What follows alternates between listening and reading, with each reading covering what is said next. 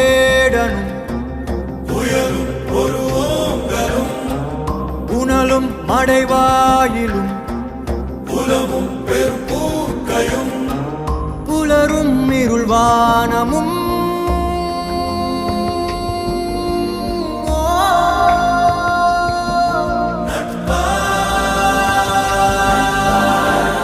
எங்காகிலும் பார்த்தது உண்டோ தீ நீருடன் சேர்ந்தது உண்டோ யார் யாரினை விழுங்குவர் என்பதை சொல்வார்